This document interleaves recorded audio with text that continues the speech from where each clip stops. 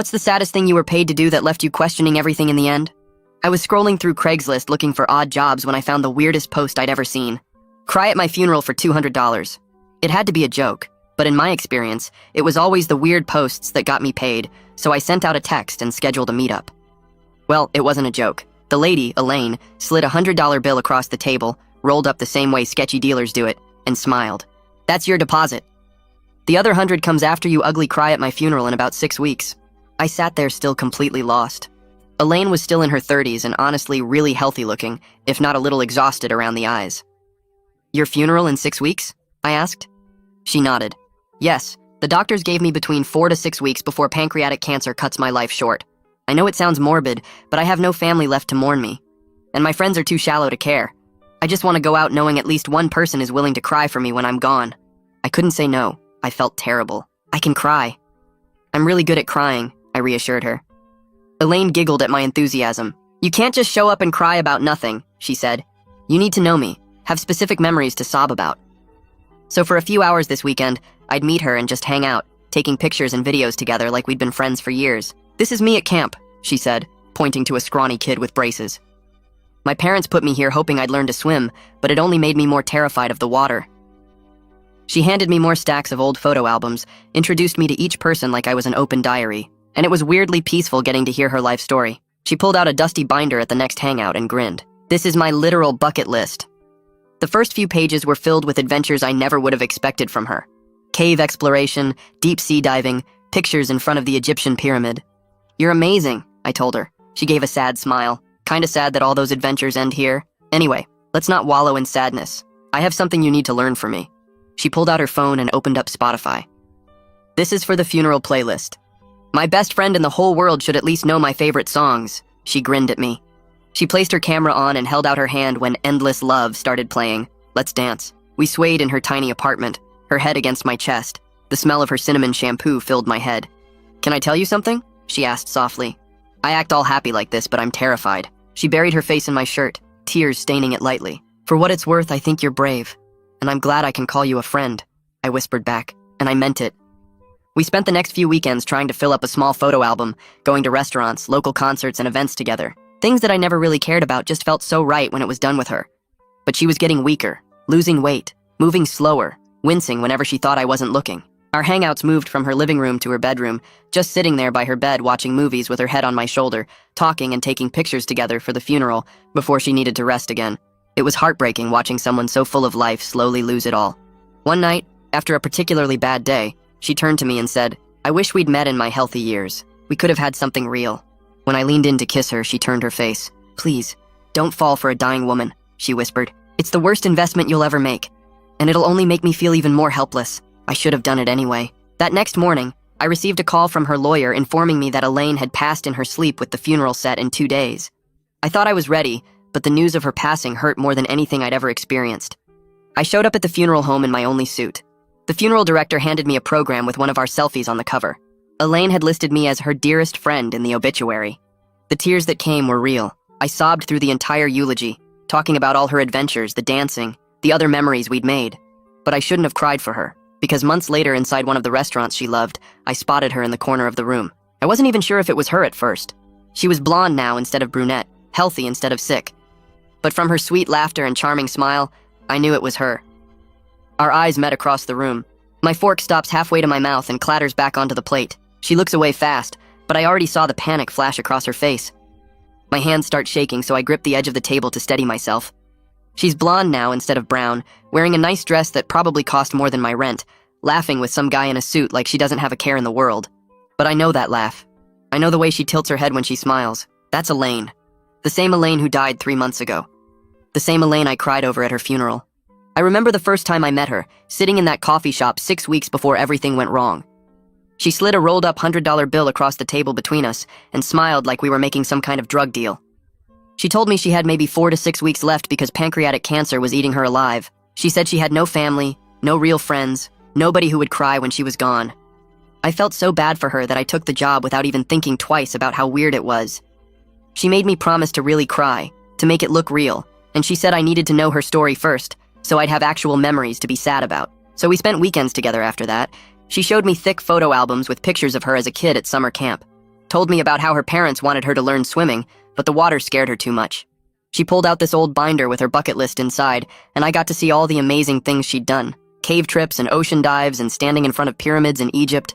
I told her she was amazing, and she just gave me this sad smile like none of it mattered anymore. Then she played music on her phone and asked me to dance with her right there in her tiny apartment. We swayed together while some old love song played, and she put her head against my chest. Her hair smelled like cinnamon. She told me she was scared even though she acted happy. She cried a little, and I felt the tears soak through my shirt. I told her I was glad to call her a friend, and I meant every word. We went to restaurants and concerts together over the next few weeks. We took so many pictures for the funeral slideshow, but she started getting weaker. She lost weight. She moved slower. She'd wince when she thought I wasn't watching.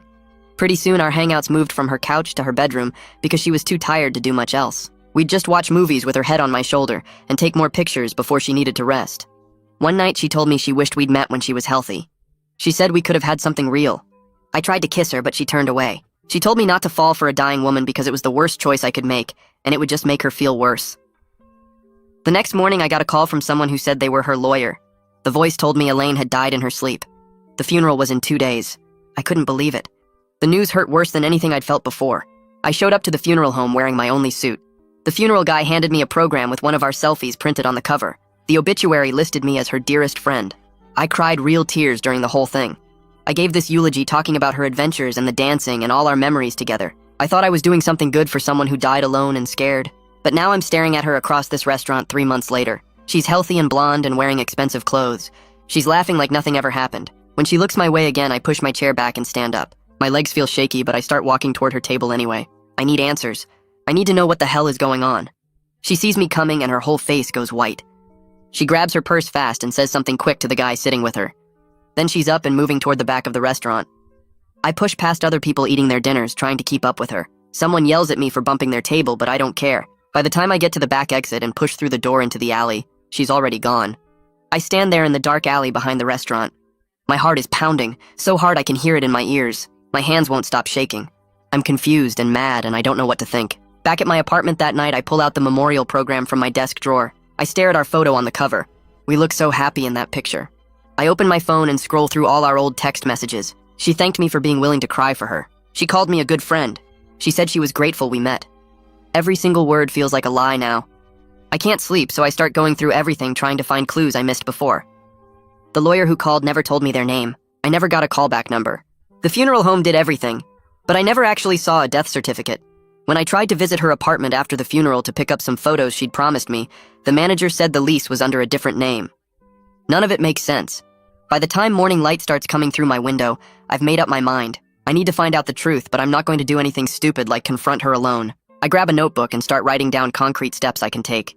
Contact the funeral home and ask questions. Check the vital records office for a death certificate. Talk to the police about what happened. Try to find out if anyone else got paid to show up at that memorial service. I make the list nice and clear so I know exactly what to do next. The next morning, I pull out my phone and search for the funeral home's number in my call history. My finger hovers over the screen for a second before I press dial. A woman answers, and I ask to speak with whoever handled the memorial service for Elaine 3 months ago. She puts me on hold and soft piano music plays in my ear. After about 2 minutes, a man picks up and introduces himself as Alan Bellamy. I tell him my name and explain that I attended the service, that I was listed as a close friend in the program. Then I tell him I saw Elaine alive at a restaurant last week. The line goes quiet for so long I think the call dropped. When Alan finally speaks, his voice sounds strained and uncomfortable. He says he needs to pull the file and asks me to hold again. When he comes back, he admits something that makes my stomach drop. It was technically a memorial service, not a funeral, because there were never any remains. No body, no ashes, nothing. Alan sounds embarrassed as he explains that someone paid in cash for the venue rental, the programs, and basic coordination. The paperwork was minimal because no actual burial or cremation was involved. He says memorial services without remains aren't uncommon when families want to honor someone who donated their body to science or was cremated privately. I ask if he can check what name was on the payment paperwork. He puts me on hold again, and I can hear papers rustling in the background. When he returns, he says the contract was signed by someone using just a first initial and last name, paid entirely in cash with no credit card or check trail. He promises to call me back with more details after he reviews everything properly. Next, I drive to the Vital Records office downtown and park in the lot behind the building. Inside, fluorescent lights buzz overhead, and a clerk sits behind a counter organizing files. I approach and ask her to search for a death certificate under Elaine's full name. She types slowly on her computer, her fingers pecking at the keyboard one key at a time. After several minutes, she shakes her head and says there's nothing in the system. I feel my chest tighten as she explains that processing can take a few weeks sometimes, but 3 months should have been more than enough time for any real death to show up in the records. She asks if I have the date of death, and I give her the exact day the lawyer called me. She searches again using the date, but still finds nothing. She suggests that maybe the death occurred in a different county or state, but her tone makes it clear she thinks something doesn't add up either. From there, I drive straight to the police station and walk up to the front desk. The officer on duty looks bored until I say, I need to file a report about possible fraud. He pulls out a form and clicks his pen, suddenly more interested. I start from the beginning with the Craigslist ad offering $200 to cry at a funeral. His eyebrows go up, but he keeps writing. I explain the weeks of building a fake friendship, the stories about terminal cancer, the memorial service where I gave a real eulogy. Then I tell him about seeing her alive and healthy at the restaurant. He stops writing and looks at me for a long moment before asking if I have any proof. I pull out my phone and show him the old text messages, the memorial program, and photos we took together. He takes notes on everything and says someone from the financial crimes unit will contact me. He warns me that these cases can be tricky to prove and asks if I lost anything besides the $200. I tell him it's not really about the money. 2 days later, my phone rings with a number I don't recognize. A woman introduces herself as Detective Maeve Donnelly from Financial Crimes. Her voice is professional but not cold, and she asks if I can come to the station for an interview. I agree, and an hour later I'm sitting in a small room with her across a table. She's maybe in her 40s with dark hair pulled back, and she takes her time listening as I walk through the whole story again. I show her the texts, the program with our selfie on the cover, and more photos from our time together. She asks detailed questions about the payment method, the timeline, and whether I ever met anyone else connected to Elaine. When I mention the lawyer who called about her death, she asks if I have a number or name. I shake my head and admit I never got either. Detective Donnelly leans back in her chair and says this could potentially be theft by deception if Elaine took money under false circumstances. She explains that proving fraud requires showing intent to deceive and that someone suffered harm. She asks if I'm willing to cooperate with an investigation, and I say yes immediately. Detective Donnelly suggests I post carefully worded messages in local groups, asking if anyone else attended the memorial service. I feel nervous about going public with this, but she explains that finding other victims would make the case much stronger. She helps me write a vague post that asks about the service without using Elaine's full name or making accusations. That evening, I sit on my couch staring at the draft message on my phone. Finally, I post it to 3 different community groups and then close the app because I can't stand watching for responses. Within hours, someone named Elias LeBlanc sends me a private message. He says he was paid $200 to pose as Elaine's cousin at the memorial. His message sounds angry and embarrassed at the same time. He asks if we can meet to compare notes and says he's been feeling sick about the whole thing since it happened. I screenshot his message and forward it to Detective Donnelly before I respond. She texts back quickly telling me to meet him in a public place and let her know when and where. I message Elias back and we agree to meet at a coffee shop the next afternoon. The next day, I arrive at the coffee shop 15 minutes early and grab a table near the window. When Elias walks in, I recognize him immediately from the service. He's tall with glasses and he spots me right away too. We shake hands awkwardly and he sits down across from me. He pulls out his phone without saying much and shows me text messages that look almost exactly like mine. Same instructions about crying convincingly, same rolled up $100 bill as a deposit, same promise of another $100 after the service. He mentions that someone named Reese handled most of the logistics and payments. I write down the name and text it to Detective Donnelly while Elias orders coffee. We spend the next hour piecing together everything we know. Neither of us ever met Elaine's supposed lawyer, and we both just got phone calls with no callback number. The funeral home seemed real enough, but everything was minimal and rushed. We were both told we'd get the second $100 mailed to us after we cried convincingly at the service. Elias admits he felt genuine grief during the memorial because Elaine's story about dying alone was so sad. He says he actually cried real tears thinking about how lonely she must have been. I tell him I did the same thing, and we sit there for a minute not saying anything. Before we leave, I take his number and promise to keep him updated about what Detective Donnelly finds. That night, back at my apartment, I pull out the memorial program again and study it under my desk lamp. I'm looking for anything I missed before, any small detail that might help. That's when I notice a tiny imprint code in the bottom corner of the back page. It's so small I almost need a magnifying glass to read it. The code includes what looks like a printer identifier and a location marker. I grab my phone and take several close-up photos of the code, making sure the numbers are clear. I create a new folder on my phone labeled Evidence and add the photos along with everything else I've collected. Then I text Detective Donnelly about the print shop code, and she responds that she'll look into it first thing in the morning. The next morning, I drive across town to the address printed on the tiny code at the bottom of the memorial program. The print shop sits between a dry cleaner and a tax office in a strip mall that's seen better days. Inside, the smell of ink and paper fills the small space. A man in his 50s looks up from behind the counter where he's sorting through order forms. I pull out my copy of the program and slide it across to him. He picks it up and studies the cover photo of me and Elaine together. I ask if he remembers printing these. Norman adjusts his glasses and nods slowly.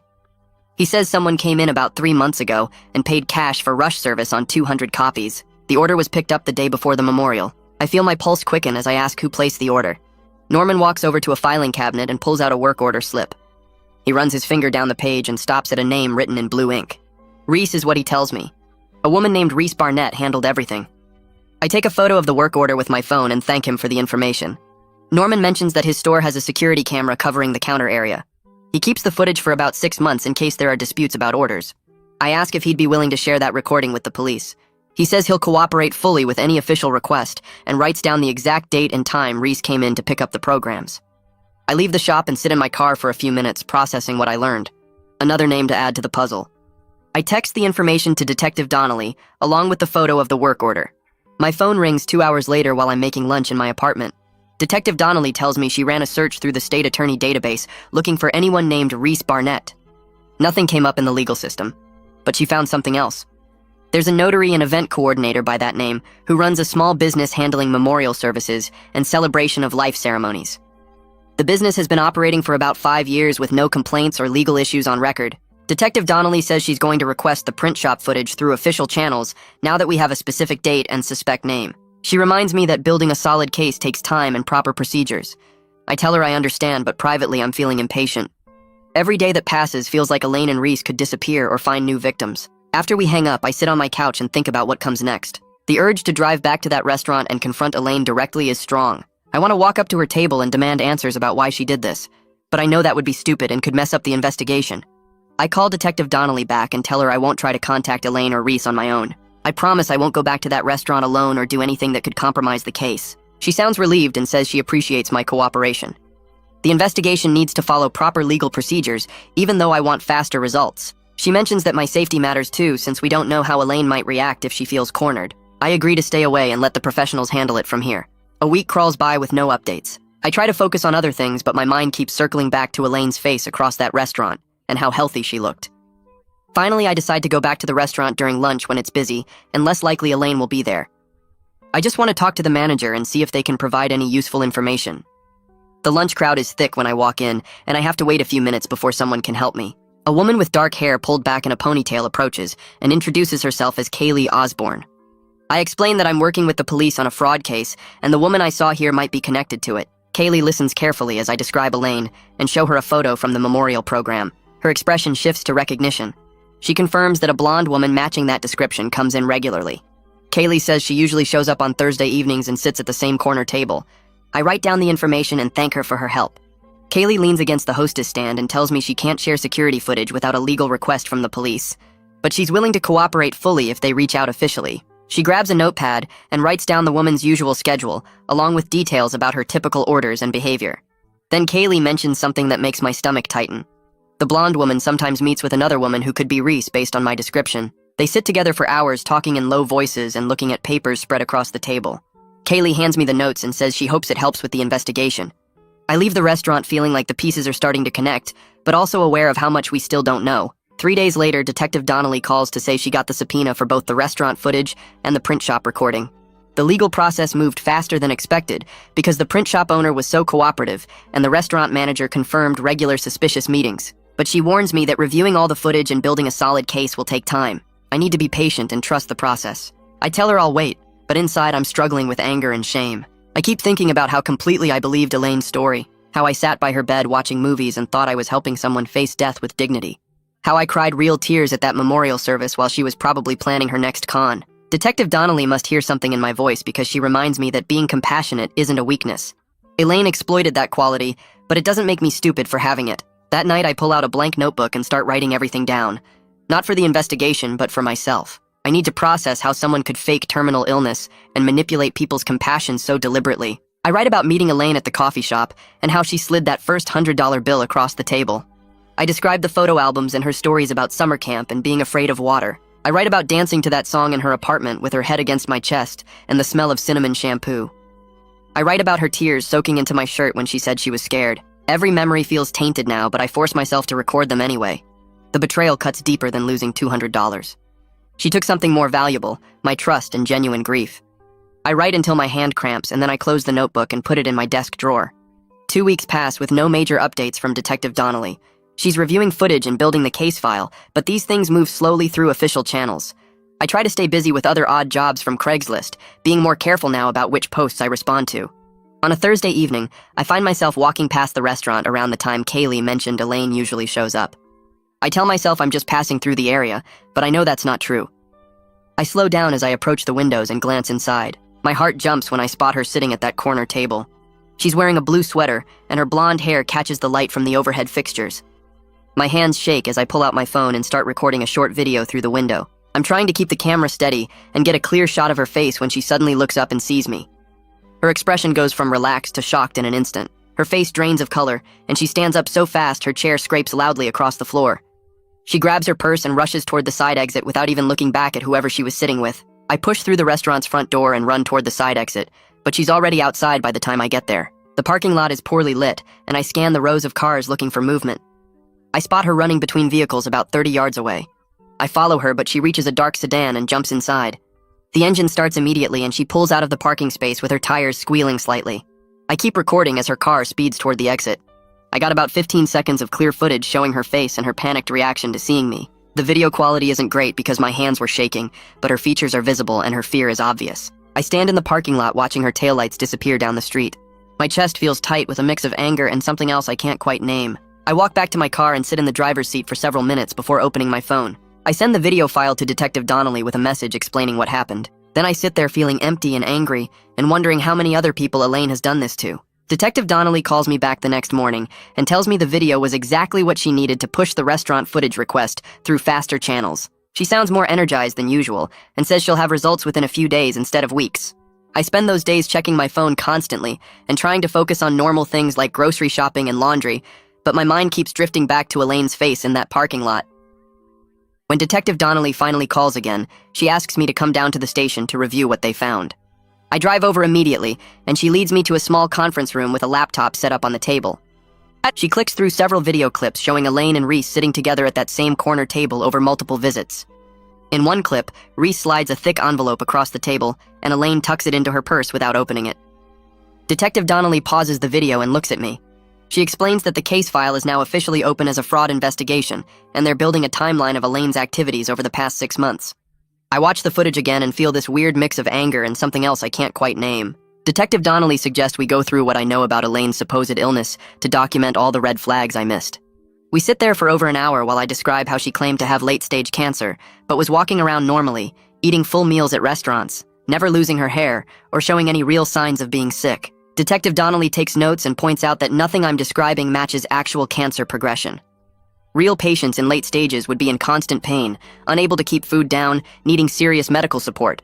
The whole thing was just an act designed to make me feel sorry for her and get emotionally invested in her fake story. I feel stupid for not questioning any of it at the time, but Detective Donnelly reminds me that con artists are professionals at manipulation. That night back at my apartment, I pull out my laptop and start going through all the photos Elaine showed me from her bucket list. I do reverse image searches on the travel pictures, and my stomach drops when several come back as stock images from travel websites. The cave exploration photo appears on a tourism site for New Mexico. The pyramid picture shows up on 3 different travel blogs. Some of the photos do seem genuine and personal, but she mixed real fragments of her life with complete lies to build a more believable fake identity. I save screenshots of all the stock images and their source websites, then email everything to Detective Donnelly. Around midnight, I'm scrolling through social media when I find the video someone posted of my eulogy from the memorial service. I hesitate before clicking play, but I force myself to watch it. Seeing myself up there sobbing about Elaine's bravery and adventures makes me feel sick with shame. I talked about how strong she was facing death, cried real tears about losing a friend, described memories we made together like they meant something. She was probably sitting somewhere watching this video and laughing at how well her plan worked. I wonder how many other people she's pulled this same trick on. How many other eulogies exist somewhere with people crying over her fake deaths? The thought makes me so angry I have to close my laptop and walk away from it. Detective Donnelly calls 2 days later with an update about potential charges. She explains that prosecutors are looking at theft by deception and scheme to defraud, but they want to establish a pattern of behavior across multiple victims to build a stronger case. She's working to find other people who might have been targeted through similar posts or memorial services. I ask what happens if she can't find other victims, and Detective Donnelly says my case alone might be enough. but having multiple victims would make prosecution much easier. She tells me to be patient because these investigations take time. Alan from the funeral home calls me that afternoon and says he went through the file more carefully after our last conversation.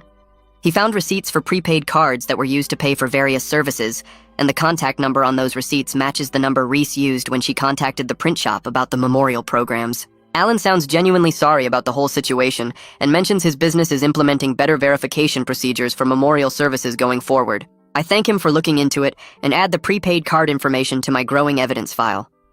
Over the next week, I find myself driving past that coffee shop where I first spotted Elaine and Reese together. On the third day, I see them through the window sitting at a table near the back. I park down the street and grab my phone, then walk casually past the shop while holding my phone up like I'm texting. I snap several photos through the window showing them together, their faces clearly visible. They're leaning close and talking intensely about something. I note the time and location in my phone before walking back to my car. Detective Donnelly says this kind of documentation is helpful as long as I stay safe and don't engage directly with them. She reminds me that I'm a witness and victim, not an investigator, but she appreciates having the additional evidence. My phone buzzes with a text from an unknown number 3 days later. The message just says, "I'm sorry." I stare at those 2 words for several minutes trying to figure out if it's really from Elaine or some random wrong number. The area code matches the one she used before. I forward the text to Detective Donnelly immediately, and she calls me back within 10 minutes. She tells me not to respond yet because she wants to coordinate with the prosecutor's office about the best approach. I sit there holding my phone and feeling this pull to text back and demand answers. After about an hour, I can't take it anymore, and I send a reply asking if we can meet somewhere public. The response comes back almost immediately with just one word, "Okay." I text Detective Donnelly to let her know what I did, and she's not thrilled, but she understands. 2 days later, I'm sitting on a park bench near the downtown library, waiting to see if Elaine will actually show up. My hands are shaking and I keep checking the time on my phone. At exactly 3:30, Elaine walks across the grass toward my bench. She looks different in daylight, older maybe, with dark circles under her eyes that makeup can't quite hide. She sits down on the far end of the bench, keeping space between us like she's worried I might grab her. I start to say something, but she's looking past me, staring at something over my shoulder. Her face goes pale and she stands up fast, almost knocking her purse off the bench. She walks away quickly without saying a word, cutting across the lawn toward the parking lot. I turn around and see an unmarked sedan pulling into the lot, the kind that screams police even without lights. I pull out my phone and start typing everything she said during our last conversation, every detail I can remember about her claiming loneliness and debt. I type for 5 solid minutes, recording her exact words about staging the memorial as some kind of social experiment, her refusal to call it a con. My hands shake while I type, but I keep going because I know memory fades and changes, and I need this documented while it's fresh. Detective Donnelly calls me 20 minutes later, and I can hear the frustration in her voice. She tells me Elaine was gone before the officers could get close enough to approach her. She's not yelling, but she's firm when she says I can't do solo meetings anymore. I'm both a victim and a witness, she explains, and that means I need to follow protocols. I want to argue that I got her to show up, that I almost had her talking, but I know she's right. She's trying to protect the case and keep me safe even if I don't like being told what to do. She asks me to send her the notes I typed, and I do it right there on the call, forwarding everything to her email. The subpoena for the restaurant security footage comes through about a week later. Detective Donnelly calls me to review what they found, and I drive down to the station to watch the recordings on her computer. The footage shows Elaine and Reese meeting at that same back table at least 6 times over 2 months. They lean close and pass envelopes back and forth, and in one clip, Reese slides what looks like a stack of photos across the table. But there's more. The footage also shows Elaine sitting with other people I don't recognize, different men and women who look sad or emotional during their conversations with her. Detective Donnelly pauses the video on one frame, showing a middle-aged guy wiping his eyes while Elaine holds his hand across the table. She tells me these could be additional victims, and the prosecutor wants to identify them. Kaylee provides receipts showing Elaine's payment pattern, always cash, always on Thursday evenings, going back almost 6 months. She also gives a statement saying she noticed Elaine meeting with different people each month, but thought it was just someone with a lot of friends going through hard times.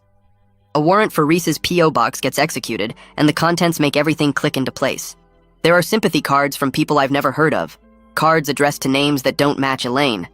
Small amounts of cash are tucked inside some of them, $20 here, $50 there, with handwritten notes about being sorry for their loss.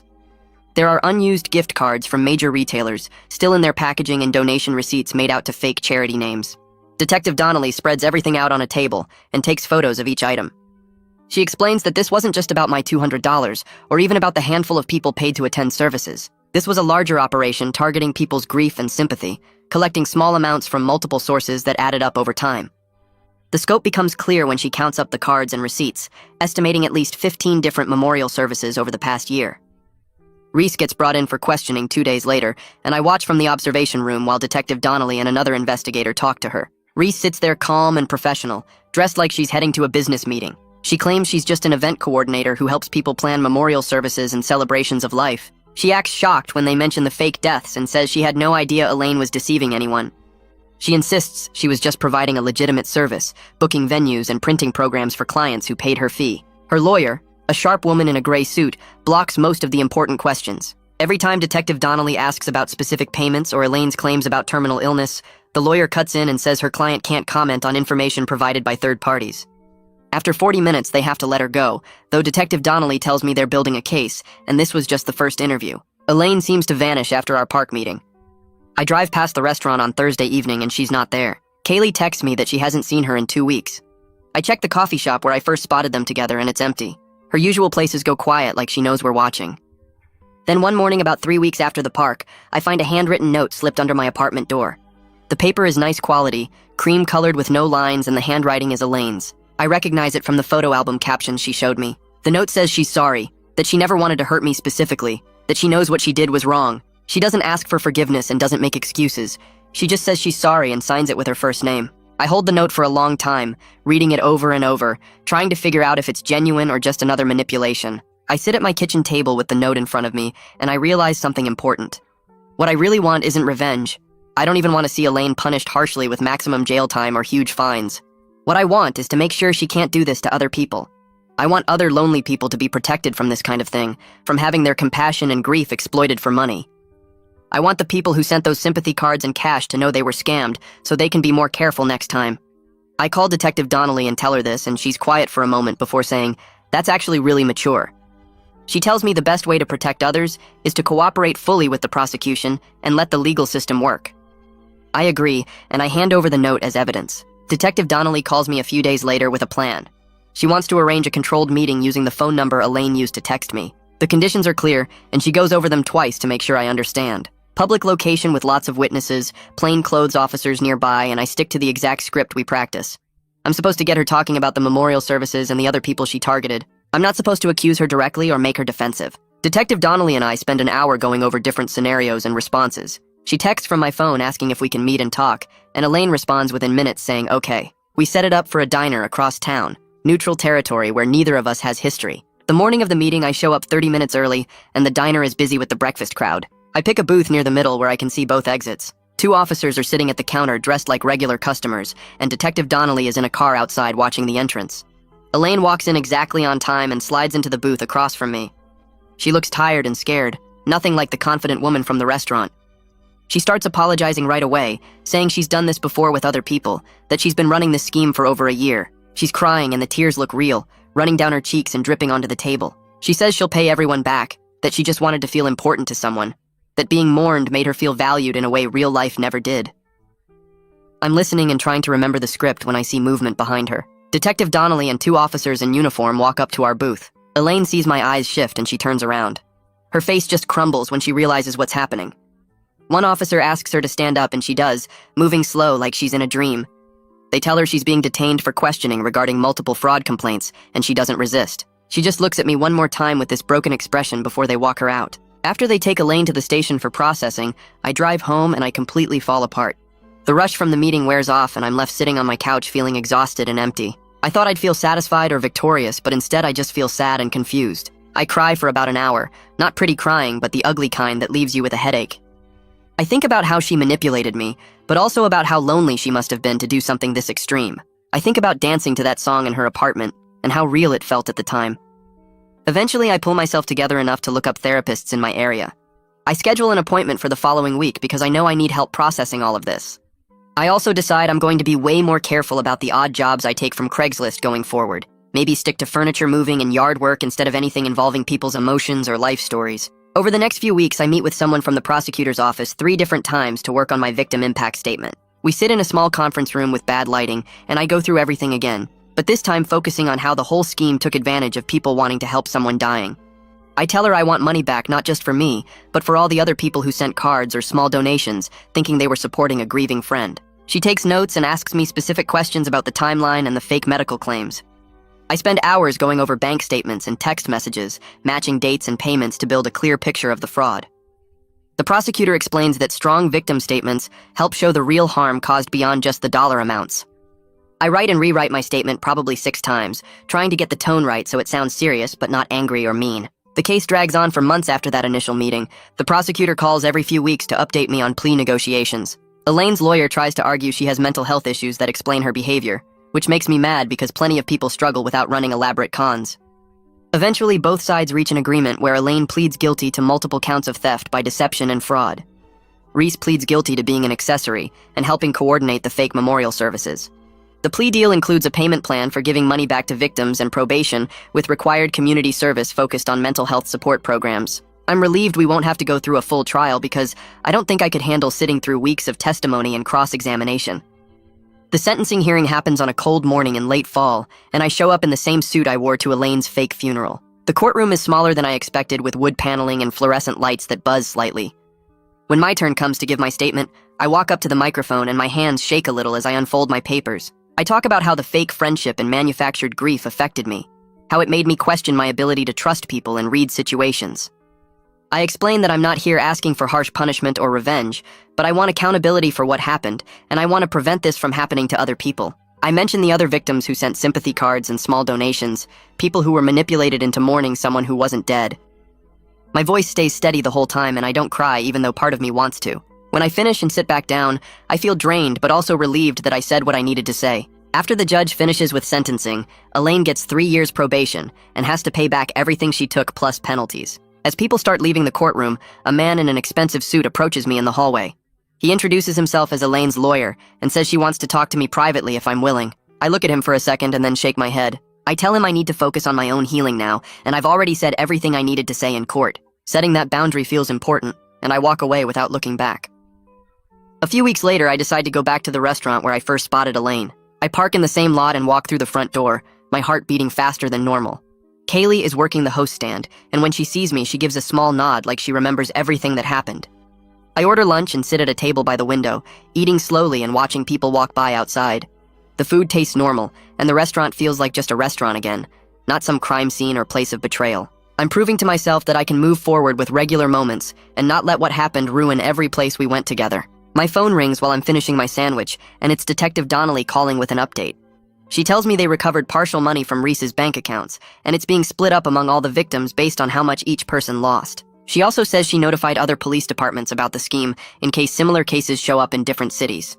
The local case is officially closed now, and she thanks me for my cooperation throughout the investigation. I thank her back for taking the whole thing seriously and not treating me like I was stupid for falling for it. That weekend, I meet Elias for coffee at a place neither of us has been to before. We talk about what to do with the original $200 deposits we each got from Elaine at the start. We both still have the money because it felt wrong to spend it after finding out the truth. Elias suggests we donate it to a real cancer charity, something that actually helps people fighting terminal illness instead of someone pretending to be sick. I agree immediately because it feels like a way to take something bad and turn it into something that might help someone. We look up local charities on our phones right there in the coffee shop and pick one that supports families dealing with pancreatic cancer specifically. Back at my apartment, I start going through everything from my time with Elaine, deciding what to keep and what to throw away or delete. I delete most of the photos from my phone, but I save a few of them. Not because I miss her or want to remember the fake friendship, but because I want reminders that my ability to care about people is actually a strength, even when someone takes advantage of it. I keep one photo of us at a concert and another one from a restaurant, just as proof to myself that I was willing to show up for someone I thought was dying alone. A few days later, I get a call from someone at the community center downtown, asking if I'd be interested in a part-time position speaking to groups about scam awareness and emotional manipulation. Apparently, Detective Donnelly recommended me after seeing how I handled everything. I think about it for maybe 10 seconds before saying yes, because my experience might help other people spot warning signs before they get in too deep. Turning the pain into something useful gives me a sense of purpose that I haven't felt in months. Alan from the funeral home calls me one evening to tell me they've completely updated their policies for memorial services. They now require way more paperwork and verification before they'll host any event, and they've trained all their staff to watch for potential fraud. He thanks me for pushing the issue and says the changes will help protect other families and prevent the funeral home from being used for scams. I tell him I appreciate the call, and I'm glad something good came out of the whole mess. A few weeks later, a thin envelope shows up in my mailbox with the county seal printed in the corner. I open it right there in the hallway and pull out a check for $370, my portion of the recovered money from Reese's accounts. I stand there looking at the amount and thinking about all the things I could buy with it. But then I remember sitting in my therapist's office last week, talking about how hard it still is to trust people sometimes. I fold the check back into the envelope and walk upstairs to call the therapist's office and ask how many additional sessions $370 will cover. The receptionist puts me on hold for a minute, then comes back and says it's enough for about 6 more appointments if I keep the same weekly schedule. I book all 6 sessions right there on the phone because taking care of my mental health feels more important than buying anything else right now. That evening, I sit down at my kitchen table with my laptop and open a blank document. I've been thinking about writing this whole thing out for weeks, but I kept putting it off because I wasn't sure what I wanted to say or if anyone would even care. But then I realized I'm not writing it for sympathy or attention. I'm writing it as a warning for other people who might see similar ads on Craigslist or get approached with unusual requests that seem harmless at first. I start typing out the story from the beginning, keeping it factual and clear without making myself sound like a victim or making Elaine sound like a monster. I focus on the red flags I missed, like how she never showed me any medical records, or how the lawyer never gave a callback number. I write about the lessons I learned about protecting myself while still being willing to care about people, about how compassion doesn't have to mean being stupid or careless. The post ends up being longer than I expected, almost 2,000 words by the time I finish and save it as a draft. I'll probably edit it down before posting it anywhere, but just getting it all written out feels good, like I'm turning something painful into something that might actually help someone else avoid the same mistake. One evening about a week later, I'm walking through the park near where Elaine's apartment building used to be, the one with the courtyard where we danced to that song. I pause for a moment near the bench where we sat and talked about her bucket list, remembering how real it all felt at the time, how convinced I was that she was dying and needed a friend. The memory doesn't hurt as much as it used to, but it's still there, still complicated. I stand there for maybe 30 seconds just looking at the empty courtyard, then I turn and keep walking toward home. The experience changed me in ways I'm still figuring out, but it doesn't define me and I'm okay with that complicated truth. And that's the wrap-up for today. I always try to tuck something useful inside these stories, even if it's small. Hopefully one line or moment stuck with you. Subscribe so you're ready for the next one.